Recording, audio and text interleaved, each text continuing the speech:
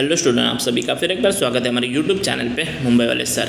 चलो गाइज, आज के वीडियो में हम लोग यहाँ पे बात करने वाले हैं 10th मराठी मीडियम का जो मराठी का पेपर है उसके बारे में।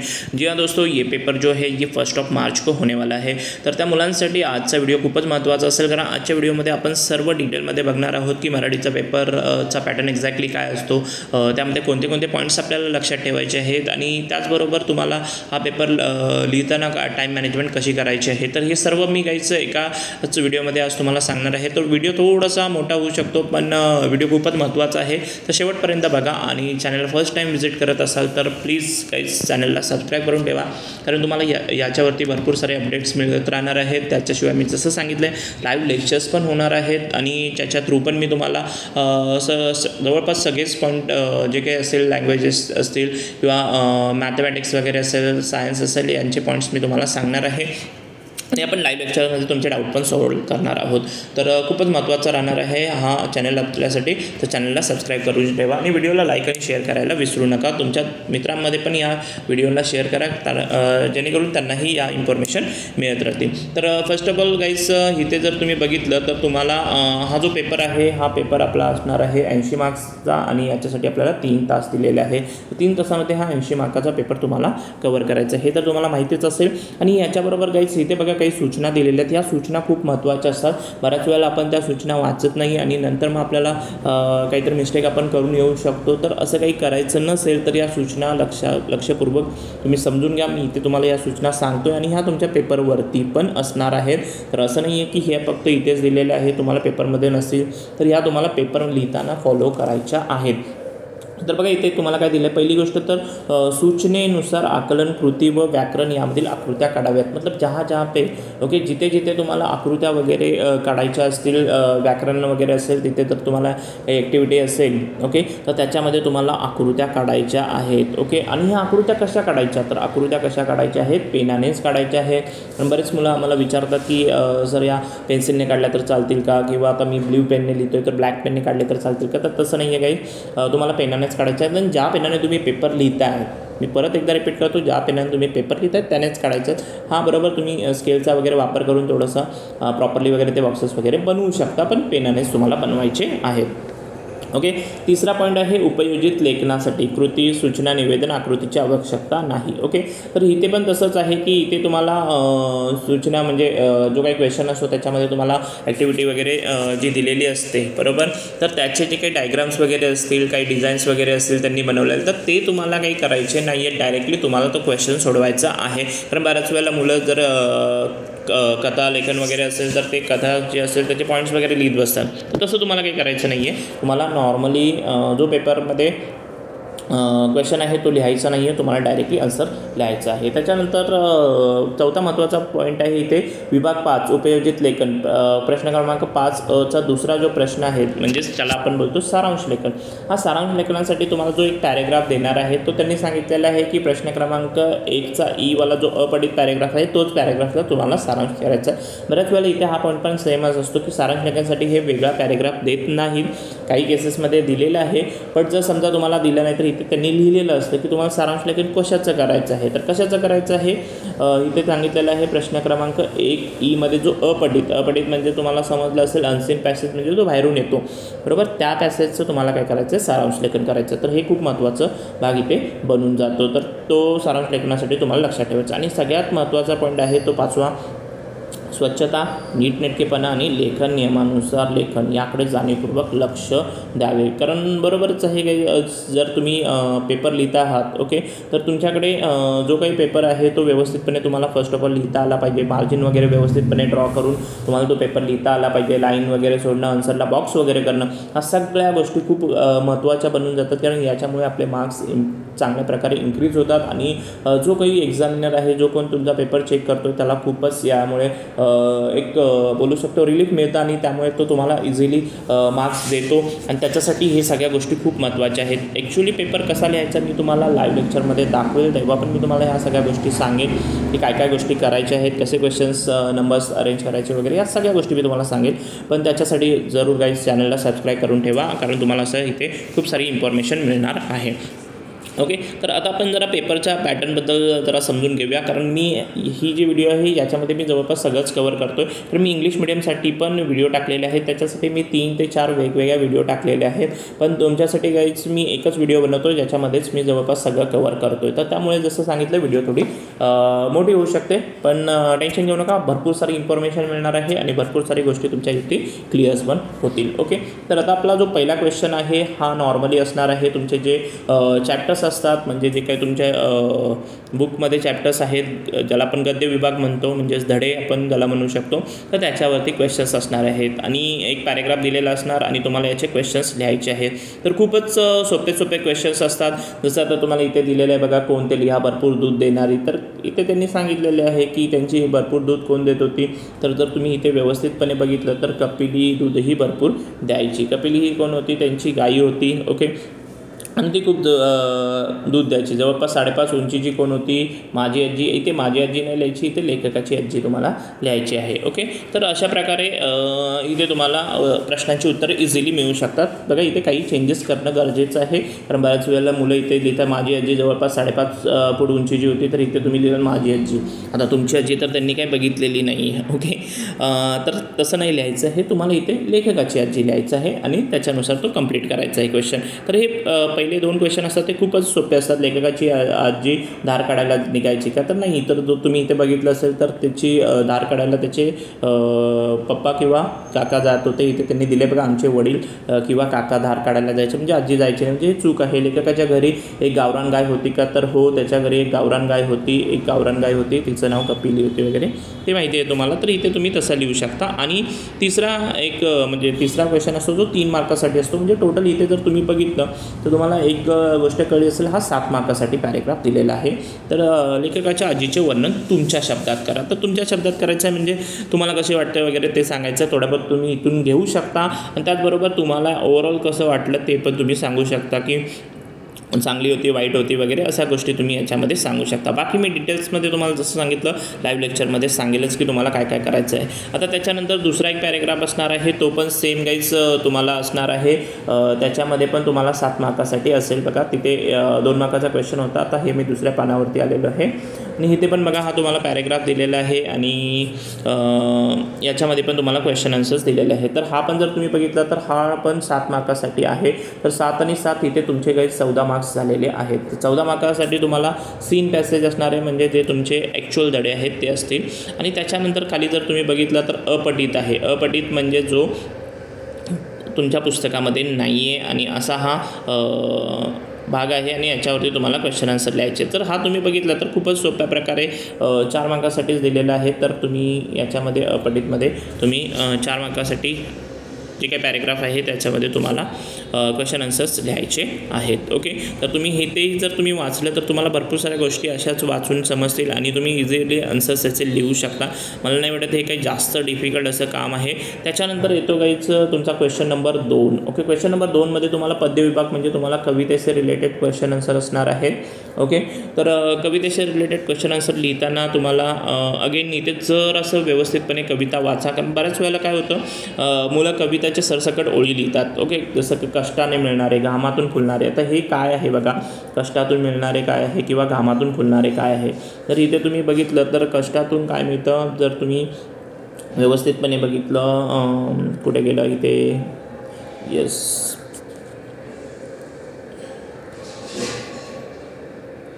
ओके, तर तुम्ही इथे बघा इथे दिलेलं आहे की घामातून फुलते मोती फुलतात. ओके, घामातून काय फुलतात तर मोती फुलतात इथे त्यांनी दिलेलं आहे. आणि कष्टावेळी फळना मिळते, म्हणजे कष्टाने काय मिळते, फळ मिळते. तर अशा गोष्टी तुम्हाला इथे लिहायच्या आहेत. तर हे अशा प्रकारे असतं. आणि कवितेवरतून जेव्हा प्रश्नांची उत्तरं लिहिता तेव्हा तुम्हाला व्यवस्थितपणे लिहिता आली पाहिजेत. त्याच्याशिवाय बघा खाली योग्य पर्याय निवडून वाक्य पूर्ण करा. सुख लोपन झाला काया म्हणजे, तर त्याचा अर्थ काय होतो हे तुम्हाला इथे लिहायचं आहे.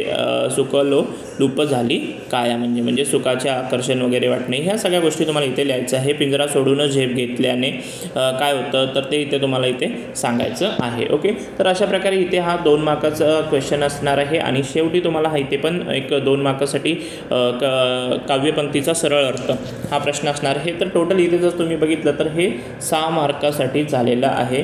तर अशा प्रकारे हे 6 मार्क्स तुम्हाला पोएम्सवरती असणार आहेत. ओके, तर त्याच्यासाठी पण जसं मी तुम्हाला सांगितलं पोएम व्यवस्थितपणे वाचा आणि त्याचा अर्थ तुम्हाला द्यायचा. कवितेच्या सरसकट ओळी लिहू नका, कारण बऱ्याच जणांना तो एक पार्ट असतो की कवितेच्या सरसकट ओळी लिहितात. आणि त्याच्यानंतर अजून तुम्हाला एक असतं की ही जी कविता आहे ओके त्याचा काव्य संदर्भ लिहा. ओके, तर अशा प्रकारे हे अजून 2 मार्क्स मिळून हे तुमचे 8 मार्क्स झालेले आहे. कळलं गाईज? तर हे तुम्हाला 8 मार्कासाठी टोटल असणार आहे कवितेवरून प्रश्नांची उत्तरं. आणि याच्यानंतर तुम्हाला बघा खाली काय दिलेलं आहे, खालील मुद्द्यांच्या आधारे कोणत्याही एका कवितेची संबंधित खालील कृती सोडवा. हे तुम्हाला माहितीच असेल की मुद्दे कवितेचे, कवी कोण आहे, कवयित्री कोण आहे, कवितेचा विषय काय, शब्दांचे अर्थ लिहायचे आहे वगैरे. ओके, हे तुमच्या पुस्तकामधल्या ज्या कविता आहेत त्याच असणार आहेत. तर त्याच्यासाठी हे खूप महत्त्वाचं बनून जातं. तर हे 2 मार्कासाठी आहे. आणि त्याच्यानंतर रसग्रहण, हो तुम्हाला माहितीच असेल की हे रसग्रहण वगैरे काय आहे ते. तर इथे बघा हे कवितेचे हे 4 मार्क्स झालेले आहेत. आणि रसग्रहण म्हणून एक पार्ट आहे त्याच्यासाठी तुम्हाला इथे 4 मार्क्स दिलेले आहेत की हा जो ह्या ज्या काही ओळी दिलेल्या आहेत तर याच्यातून तुम्ही काय समजला, ओके काय तुम्ही रसग्रहण केला ते तुम्हाला इथे सांगायचं आहे.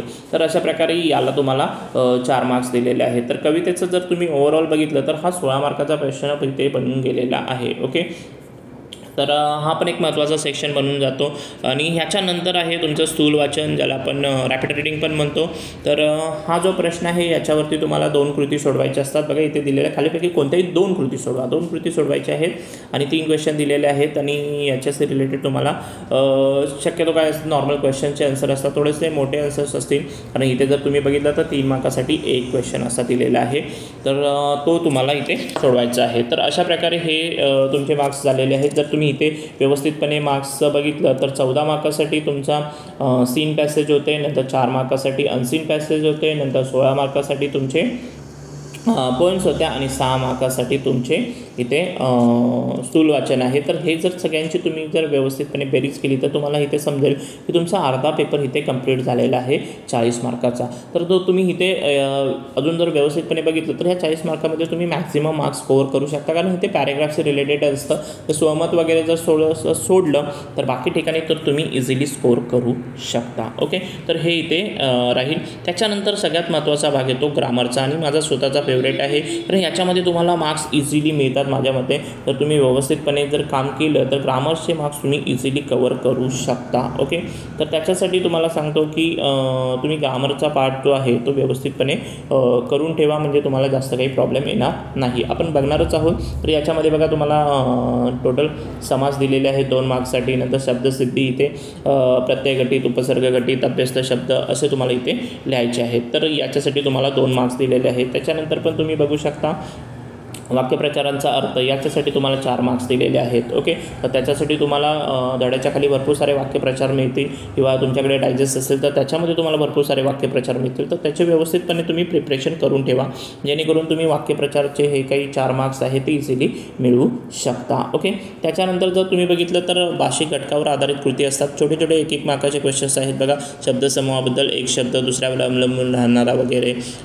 तर अशा प्रकारे तुम्हाला दररोज प्रसिद्ध होणार आहे. तर असे काही क्वेश्चन्स आहेत तिथे तुम्ही इझिली त्याचे आन्सर्स लिहू शकता. आणि 1-1-1-1 असं करत यांना जर तुम्ही बघितलं तर हे टोटल 4 मार्क्स आहेत. ओके, तर हे बघितलं तर तुम्हाला कळलं की वरती 4 आणि 4 8 मार्क्स झालेले आहेत आणि हे 4 मिळून 12. आणि खाली शेवटी बघा हे 2 मार्क्ससाठी दिलेलं आहे लेखन नियमानुसार किंवा विरामचिन्ह असतील किंवा पारिभाषिक शब्द असतील. तर अशा प्रकारे जर तुम्ही ग्रामर्सचे जर मार्क्स काढले 1 आणि 1 ते 2 आणि हे ते 2 झालेले आहेत 4 आणि 4 झालेले आहे 8 आणि हे 4 झालेले आहेत 12. आणि मागे जे 2 होते की आपण जे बघितले होते बघा इथे तुम्हाला दिलेले होते समास आणि हे तक्ता. ओके, तर अशा प्रकारे जर तुम्ही याचे मार्क्स काढले तर टोटल 18 मार्क्सचा प्रश्न हा तयार होतो. तर बघा खूपच मोठा प्रश्न आहे आणि खूप महत्त्वाचा आहे, कारण जर तुमचं ग्रामर जर सगळं व्यवस्थित असेल आणि जर तुम्ही यांचे व्यवस्थितपणे आन्सर लिहिले तर याच्यामध्ये मार्क्स कट होण्याचे काहीही चान्सेस नसतात. ओके, तर म्हणून मी तुम्हाला सांगतो की ग्रामर व्यवस्थित करा आणि हा जो क्वेश्चन आहे हा तुम्हाला अटेम्प्ट करायचा आहे पूर्णपणे. ओके. त्याच्यानंतर आपला सगळ्यात महत्त्वाचा भाग येतो उपयोजित लेखन. उपयोजित लेखन म्हणजे तुम्हाला माहिती आहे ज्याला आपण याच्यामध्ये जे काही लेखनाचे प्रकार आहेत म्हणजे निबंध लेखन असेल, पत्रलेखन असेल, या सगळ्या गोष्टी याच्यामध्ये येतात. तर पहिला याच्यामध्ये हे पत्रलेखन. तर पत्रलेखनमध्ये बघा तुम्हाला इथे हा एक तक्ता दिलेला आहे आणि याच्यावरतून तुम्हाला काही पत्र लिहायचं आहे. तर तुम्हाला गाईज हा पूर्ण तक्ता किंवा असं काही ड्रॉ करायचं नाही आहे. तुम्हाला डायरेक्टली पत्र लिहायचं आहे आणि याच्यामध्ये बघा तुम्ही लिहू शकता वक्तृत्व स्पर्धेत प्रथम क्रमांक येणाऱ्या पारितोषिक मिळालेल्या मित्राला किंवा मैत्रिणीचं तुम्हाला अभिनंदन करायचं असं लिहा, किंवा विद्यालयातील 5 विद्यार्थ्यांना वक्तृत्व स्पर्धेत सहभागी घेण्यासाठी आयोजकांना विनंती करणारे पत्र लिहा. म्हणजे इथे जो फंक्शन आहे त्याच्यासाठी तुम्हाला तुमच्या शाळेतील विद्यार्थ्यांना भाग घ्यायचा आहे, त्याच्यासाठी तुम्हाला पत्र लिहायचं आहे. म्हणजे ते आपण ज्याला ऑफिशियल लेटर म्हणू शकतो आणि म्हणजेच ज्याला आपण औपचारिक आणि अनौपचारिक असं बोलतो त्यातले हे पत्र आहेत. आणि इथे तर तुम्हाला बघितलं तर हे घरगुती पत्र आहे असं आपण म्हणू शकतो. म्हणजे नॉर्मली हे पत्र लिहिणं थोडंसं सोपं असतं कारण याच्यामध्ये तुम्ही इझिली पत्राला सुरुवात करू शकता. तर अशा प्रकारे हे 6 मार्क्ससाठी पत्र दिलेलं आहे. अगेन हा खूप महत्त्वाचा प्रश्न बनून जातो. एक्झॅक्टली पत्र कसं लिहायचं हे मी तुम्हाला नक्की सांगेल. ओके. तर त्याच्याशिवाय इथे बघा तुम्ही सारांश लेखन हा जो पार्ट आहे तो तुम्हाला इथे दिलेला आहे आणि सारांश लेखनामध्ये पण जर तुम्ही बघितलं तर हा जो भाग आहे तो तुम्हाला क्वेश्चन नंबर 1E जो पॅरेग्राफ आहे जसं मी मगाशी तुम्हाला वरती सांगितलं होतं अनसीन पॅसेजवाला तो घ्यायचा आहे. पण माझं नेहमी विद्यार्थ्यांना सांगणं असतं की तुम्ही पत्रलेखन करा कारण पत्रलेखन खूप सोपं पडतं आणि पत्रलेखनमध्ये तर तुम्ही जर बघितलं तर मार्क्स जास्त मिळतात कम्पॅरेटिव्हली सारांश लेखन. आणि सारांश लेखनासाठी तुम्हाला तो पॅरेग्राफ व्यवस्थित समजणं गरजेचं असतं. आता त्याच्या खाली तुम्हाला कोणत्याही 2 कृती करायच्या आहेत आणि त्याच्यासाठी तुम्हाला 10 मार्क्स ठेवलेले आहेत. त्यामध्ये एक आहे जाहिरात लेखन, बातमी लेखन आणि कथालेखन. डिपेंड की तुम्हाला कोणती गोष्ट कशी येते. जर समजा कथालेखनचे पॉईंट्स तुम्हाला माहिती असेल, जर तुम्ही ती गोष्ट कधी ऐकली असेल, वाचली असेल तर तुम्हाला ती कथा लिहिणं सोपं असतं. जर नसेल माहिती तर तुम्ही बातमी लेखन किंवा जाहिरात लेखनमध्ये जाऊ शकता कारण बातमी लेखनमध्ये एक नॉर्मली बातमी लिहायची असते, हे कम्पॅरेटिव्हली इझी असतं. आणि इथे तुम्हाला एक जाहिरात बनवायची आहे. जाहिरात बनवताना पण तुम्हाला जरा व्यवस्थितपणे जाहिरातीचं पॉईंट्स वगैरे किंवा मोठ्या अक्षरामध्ये काही नाव वगैरे असेल किंवा काही ऑफर्स वगैरे असतील, सूट वगैरे असेल तर ह्या सगळ्या गोष्टी तुम्हाला तिथे मेन्शन करायच्या आहेत. जेवढा तुम्ही गोष्टी त्या व्यवस्थितपणे मेन्शन कराल तेवढे तुम्हाला जाहिरात लेखनाचे मार्क्स मिळतील. ओके. आता हे सगळं मी जसं तुम्हाला सांगितलं लाईव्ह लेक्चरमध्ये मी तुम्हाला सांगणारच आहे. तर त्याच्यासाठी चॅनलला सबस्क्राईब करा आणि व्हिडिओला लाईक आणि शेअर करायला विसरू नका. ओके. तर त्याच्यानंतर आपला शेवटचा जो प्रश्न आहे त्याच्याकडे जाऊया. आणि शेवटचा प्रश्न पण खूप महत्त्वाचा बनतो कारण हा शेवटचा प्रश्न जर तुम्ही बघितला तर एकुलदा असा प्रश्न आहे की तो स्वतःमध्येच खूप मोठ्या मार्क्ससाठी आहे, 8 मार्क्ससाठी आहे आणि याच्यामध्ये तुम्हाला लिहायचं आहे निबंध. ओके. तर हा निबंध लेखन जो आहे याच्यामध्ये तुम्हाला 3 प्रकार असणार आहेत. एक आहे प्रसंग लेखन, दुसरा आहे आत्मकथन आणि तिसरा आहे वैचारिक. तर माझं बऱ्याच विद्यार्थ्यांना सजेशन असते की तुम्ही वैचारिक लेखन लिहा कारण आत्मकथा लिहिताना तुम्हाला पुढचा जो बोलतोय तसं लिहावं लागतं आणि बऱ्याच वेळेला तुम्ही त्यातून बाहेर निघून तुम्ही स्वतःच काहीतरी बोलायला सुरुवात करता की तो म्हणाला ते असे म्हणत होते. तसं नाही आहे. ॲक्च्युअलीमध्ये तुम्हाला पूर्ण लिहावं लागणार की तो पुढचा बोलतोय. तुम्ही काहीच त्यामध्ये तो बोलला किंवा त्याने सांगितलं असं काहीच लिहायचं नसतं. बट बऱ्याच वेळेला तुम्ही तसे करता आणि त्यामुळे तो आत्मलेखन जो पार्ट आहे लिहायला तो मग चुकीच्या वेने जातो. तर त्यापेक्षा बेटर आहे की तुम्ही वैचारिक निबंध लिहा. पर्यावरण जतन काळाची गरज. तर ह्याच्यामध्ये तुम्ही बऱ्यापैकी गोष्टी लिहू शकता. पर्यावरणाची जतन का केली पाहिजे, काळाची काय गरज आहे, या गोष्टी तुम्ही इथे व्यवस्थितपणे लिहू शकता. आणि त्याच्याशिवाय जर तुम्हाला पॉसिबल असेल तर तुम्ही प्रसंग लेखन पण लिहू शकता. जर तुम्हाला व्यवस्थितपणे माहिती असेल किंवा प्रसंग काय आहे तर बऱ्यापैकी हा प्रसंग लेखन पण सोपा पडून जातो. पण माझ्यामध्ये पहिला वैचारिक आणि नंतर प्रसंग लेखन कारण प्रसंग लेखनासाठी पण अगेन तुम्हाला तिथल्या सगळ्या गोष्टी लिहिणं गरजेचं असतं. छोटे छोटे पॉईंट्स वगैरे असणं त्यामध्ये खूप महत्त्वाचे बनतात. तर ह्या सगळ्या गोष्टी आहेत त्या तुम्हाला याच्यामध्ये करायच्या आहेत. ओके. तर मी जवळपास तुम्हाला पेपर पॅटर्न सगळं समजावून सांगितलेलं आहे की कशा प्रकारे आहे. आता मी जर तुम्हाला काहीच पेपर पॅटर्न सांगितलेलं आहे, मार्क्स स्कीम सांगितलेली आहे की कुठे किती मार्क्स असते. आता आपण इथे एक बघूया टाईम मॅनेजमेंट खूप महत्त्वाचं आहे कारण हा पूर्ण पेपर 3 तासामध्ये झाला पाहिजे. आणि 3 तासामध्ये आपल्याला इथे 80 मार्काचा पेपर सॉल्व करायचा आहे. आणि तुम्हाला माहिती आहे बऱ्याच वेळेला हा पेपर काही मुलांचा राहून जातो येत असून पण कारण यामध्ये टाईम मॅनेजमेंट नसते. टाईम मॅनेजमेंटसाठी मी एक तुम्हाला पॅटर्न सांगतो. हा पॅटर्न मी इंग्लिश मिडियमच्या मुलांना पण सांगितला होता की 40-20-40 पॅटर्न. ओके. 40-20-40 पॅटर्नने आपण हे काम करू शकतो. यामध्ये काही तुम्हाला काय करायचं आहे 40-20-40मध्ये तुम्हाला जे काही पॅरेग्राफ पोएम्स आणि जे काही याच्याशी रिलेटेड होते ते मार्क्स इथे तुम्हाला कवर करायचे आहेत. ते मार्क्स पण होते ॲक्च्युली 40 मार्क्स होते आणि ह्या 40मध्ये 40% मी जर तुम्ही बघितलं 3 तासाचं जर मिनटामध्ये कन्वर्ट केलं तर 180 मिनिट होतात आणि जर त्याचं तुम्ही 40% काढले तर हे तुमचे होतात 72 मिनिट्स. ओके, म्हणजे याचा अर्थ हा जो पहिला क्वेश्चन आहे हा तुम्हाला 72 मिनिट्समध्ये कंप्लीट करायचा आहे. ओके, तर त्याच्यासाठी हा क्वेश्चन असा असेल. त्याच्यानंतर जो तुमचा 20% असेल हा ग्रामरचा जो क्वेश्चन होता जो 18 मार्क्ससाठी होता तो तुम्हाला इथे कवर करायचा आहे. आणि याच्यानंतर हा जो 40% जो काही तुमचा इथे आहे त्याच्यामध्ये तुम्हाला हे रायटिंग स्किल कंप्लीट करायचं. म्हणजे जर तुम्ही बघितलं तर ग्रामरचा जो क्वेश्चन आहे त्याच्यासाठी मी तुम्हाला 18 मार्क्ससाठी तुम्हाला इथे टाईम दिलेला आहे 32 मिनिट्सचा. ओके, सॉरी 36 मिनिट्सचा, कारण फर्स्ट क्वेश्चन जो आहे त्याच्यासाठी आपण 72 मिनिट्सचा टाईम दिलेला आहे आणि लास्टला जो रायटिंग स्किल आहे त्याच्यासाठी पण आपण 72 मिनिट्सचा टाईम दिलेला आहे. तर याच्यामध्ये जर तुम्ही प्रॉपरली मॅनेजमेंट केलं तर काही प्रॉब्लेम नाही, कारण ग्रामरचे क्वेश्चन 18 मार्काचे खूपच सोपे असतात. हा क्वेश्चन जो नॉर्मली बघितला तर कोणताही मुलगा 15 ते 20 मिनिटामध्ये आरामात सोडून घेतो. म्हणजे याच्यातून तुम्हाला 10 ते 15 मिनिटं सरळ वाचून जातात, जे तुम्ही 5-1 मिनिटं इकडे टाकू शकता. आणि एस्सेसाठी तुमच्याकडे खूप कमी म्हणजे मार्क्स आहेत. 22 मार्कासाठी तुम्हाला एस्से लिहायचं आहे, म्हणजे रायटिंग स्किल लिहायचं आहे आणि त्याच्यासाठी 72 मिनिट्स खूप म्हणजे जास्त ठेवलेले आहेत, कारण यामध्ये थोडं विचार करून लिहावं लागतं, म्हणून मी हे टायमिंग थोडंसं जास्त ठेवलेलं आहे. पण याच्यामध्ये पण तुम्हाला टाईम मिळतो आणि अशा प्रकारे तुम्ही हा पेपर इझिली कंप्लीट करू शकता 3 तासामध्ये. आणि 3 तासामध्ये पेपर जर तुम्ही कंप्लीट केला म्हणजे त्याच्या आधीच होऊन जाईल हा, जर तुम्ही व्यवस्थितपणे मी सांगितल्याप्रमाणे टाईमचं मॅनेजमेंट केलं तर. जसं सांगितलं सुरुवातीला आपल्याला हा जो काही पेपर आहे ज्या 72, 36 आणि 72 या 40-20-40च्या पॅटर्नमध्ये टाकून द्यायचा आहे. ओके, आणि त्याच्यानुसार आपल्याला सॉल्व करायचा आहे. आणि हा जर तुम्ही केला तर जवळपास तुम्ही 10 ते 15 मिनटं आधी, म्हणजे जो काही तुमचा पेपर संपणार आहे, समजा तुमचा पेपर 2 वाजता संपणार आहे, समजा का 2लाच संपणार आहे, तर 2ला जो संपणार आहे त्याच्या आधी तुम्ही 10 ते 15 मिनटं हा पेपर इझिली कवर करू शकता. आणि हे 10 ते 15 मिनटं तुम्ही पेपर प्रॉपरली रीड करा. सगळ्या सप्लिमेंट वगैरे व्यवस्थितपणे टाय केल्यात का नाही, वरती सप्लिमेंट म्हणजे जे काही फिल करायचं आहे ते सगळं व्यवस्थित केलं आहे का नाही, सगळ्या गोष्टी तुम्ही व्यवस्थितपणे बघून पेपर व्यवस्थितपणे चेक करून तुम्ही सबमिट करू शकता. तर हा तुमचा पहिला पेपर असेल तर त्याच्यासाठी हा पेपर खूप महत्त्वाचा बनून जातो.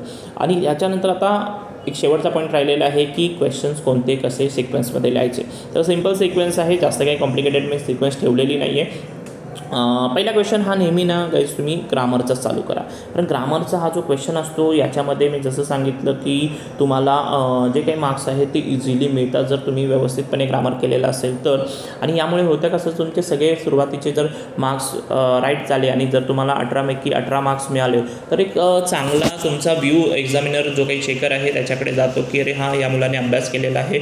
आणि जेणेकरून याच्यानंतर जो तुम्ही जे काही क्वेश्चन्स लिहिता ओके त्याच्यामध्ये थोडीफार जरी गडबड झाली तरी काही प्रॉब्लेम येत नाही. म्हणून तुम्ही ग्रामरचा जो क्वेश्चन आहे हा पहिला अटेम्प्ट करा आणि याच्यामध्ये जेवढे काही लाईनीत अटेम्प्ट करा. मग ह्याच्यामध्ये वरती खालती काही करत बसू नका. एक सिम्पली पॅटर्न ठेवा, कारण काय होतं वरती खालती याच्यामध्ये आपण एखादा विसरून जातो किंवा एखादा मिसआउट होऊन जातो, मग मागे पुढे लिहिलं तर त्याला मार्क्स मिळत नाहीत, हे तुम्हाला माहितीच असेल. ओके, म्हणून सांगतो की तुम्ही लाईनीत म्हणजे क्वेश्चन नंबर 4 जो काही आहे आपला ग्रामरचा तो चालू केला तर पूर्ण लिहा. त्याच्यानंतर तुम्ही स्टार्टपासून चालू करणार आहात, म्हणजे क्वेश्चन नंबर 1मध्ये जे काही आहे तुमचे पॅरेग्राफ पठित आणि अपठित वगैरे जे काही आहे धडेचे असतील किंवा अपठित म्हणजे पण धडा टाईपच असतं, तर हे तुम्हाला इथे करायचं आहे. त्याच्यानंतर क्वेश्चन नंबर 2 सॉल्व करणार आहात, दॅट इज पोएमवाला जो क्वेश्चन आहे तो सॉल्व करणार आहात. नंतर क्वेश्चन नंबर 3 ज्याला आपण स्थूल वाचन बोलतो ओके, तर ते तुम्हाला त्याच्याशी रिलेटेड क्वेश्चन सॉल्व करायचे आहेत. म्हणजे पहिला क्वेश्चन नंबर 4, नंतर 1, नंतर 2, नंतर 3. ओके, तर अशा प्रकारे. आणि याच्यामध्ये जे काही सब क्वेश्चन असतील ते त्याच्या खालोखालच लिहा, इकडे तिकडे करू नका. कारण कसं असतं, आता बघा समजा तुम्हाला क्वेश्चन नंबर 2 आहे ओके, तर त्याच्यामध्ये काय तुम्हाला दिलं आहे, दिला आहे, मध्ये 1 आणि 2 दिलेलं आहे आणि आ दिलेला आहे, त्याच्यामध्ये 1 आणि 2 दिलेलं आहे. तर काही वेळा मुलं काय करतात, क्वेश्चन नंबर 2चा 1 लिहितात, 2 लिहित नाहीत आणि आचा म्हणजे क्वेश्चन नंबर 2 आचा 1 आणि 2 लिहितात आणि नंतर याचा जो राहिलेला सेकंड होता तो लिहितात. तर तसं केले तर आपल्याला मार्क्स मिळत नाहीत. एका सिक्वेन्समध्ये तुम्हाला ते कंप्लीटपणे करायचं आहे. तर हे पण तुम्ही लक्षात घ्या. तर गाईज मी तुम्हाला ते इथे जवळपास सगळं सांगितलेलं आहे की पेपरचा सिक्वेन्स. आणि यस लास्टला तर तुम्हाला हा रायटिंग स्किलवाला पार्ट लिहायचा आहे. एसे रायटिंग सगळ्यात गाईज शेवटी करा, कारण याच्यासाठी खूप टाईम लागतो. तर हा टाईम तुम्हाला एक शेवटचा अर्धा तासपेक्षा थोडासा जास्त वेळेस मी बोलतो 35 मिनिट्स तरी तुम्हाला मिळाले पाहिजेत, जेणेकरून तुम्ही 20 ते 25 मिनटामध्ये लिहून 10 ते 15 मिनटं तुम्ही पेपर वगैरे व्यवस्थितपणे वाचून वगैरे सबमिट करू शकता. तर याच्यासाठी तुम्हाला सगळ्यात शेवटी निबंध लेखन लिहायचं आहे. पण रायटिंग स्किल पण आपण सगळ्यात शेवटीच करणार आहोत. पहिला ग्रामरचा क्वेश्चन, नंतर धड्यावरती आधारित जे क्वेश्चन आन्सर आहेत ते, नंतर पोएमवरती आधारित आहेत ते, आणि त्याच्यानंतर स्थूल वाचन रॅपिड रिडिंगवरती आधारित आहेत ते क्वेश्चन, आणि शेवटी आपण रायटिंग स्किल करणार आहोत. तर तुम्हाला हा पूर्ण सिक्वेन्स व्यवस्थितपणे समजला असेल. अशा प्रकारे पेपर पॅटर्न असेल तो तुम्ही सोडवा, जेणेकरून तुम्हाला सर्व पेपर कवर पण होईल. आणि जसं सांगितलं एक इम्पॅक्ट चांगला जाणं ते असेल, आणि शेवटी तुम्हाला रायटिंग स्किलमध्ये जास्त टाईम जाणं किंवा टाईमचं मॅनेजमेंट न होणं हे पण होणार नाही. तर ह्या सगळ्या गोष्टी मी इथे तुम्हाला व्यवस्थितपणे सांगितलेल्या आहेत. तर अशा प्रकारे जवळपास मी सगळ्याच गोष्टी तुम्हाला इथे सांगितलेल्या आहे. पेपर्समध्ये काय सूचना आहेत त्या सांगितलेल्या आहे. तुमचा पेपरचा पॅटर्न कसा असतो ते मी तुम्हाला सांगितलेलं आहे. टाईम मॅनेजमेंट कसं करायचं ते सांगितलेलं आहे, आणि कोणता क्वेश्चन कोणत्या वेळेला अटेम्प्ट करायचा हे तुम्हाला इथे मी सांगितलेलं आहे. तर जवळपास एक मोठा व्हिडिओ झाला, पण तुम्ही बघितलं असेल तर मी जवळपास सगळे पॉईंट्स तुम्हाला इथे कवर करून दिलेले आहेत. हे छोटे छोटे पॉईंट्स आहेत, पण हे खूप इम्पॅक्ट पाडून जातात. तर ह्याच्यासाठी हे खूप महत्त्वाचे होते, आणि मला हे तुम्हाला सांगणं गरजेचं होतं, म्हणून मी तुम्हाला ह्या व्हिडिओमध्ये ते सांगितलेले आहेत. तर याच्याशिवाय तुम्हाला अजूनही काही वाटत असेल, कुठल्याही टॉपिकचं रिलेटेड काही प्रॉब्लेम्स वगैरे असतील, तर मला आत्ताच कमेंट करून ठेवा, जेणेकरून जेव्हा आपले लेक्चर्स चालू होतील तेव्हा मी तुम्हाला हे सगळे डाऊट्स तुमचे क्लिअर करायचा प्रयत्न करेल, आणि आपण सगळेजण मिळून जास्तीत जास्त स्कोर मराठी, हिंदी, इंग्लिश असेल किंवा सायन्स असेल, मॅथमॅटिक्स असेल, SS असेल, सर्वांमध्ये मिळवणार आहोत. तर बस गाईज आजच्यासाठी एवढंच असेल. थँक्यू.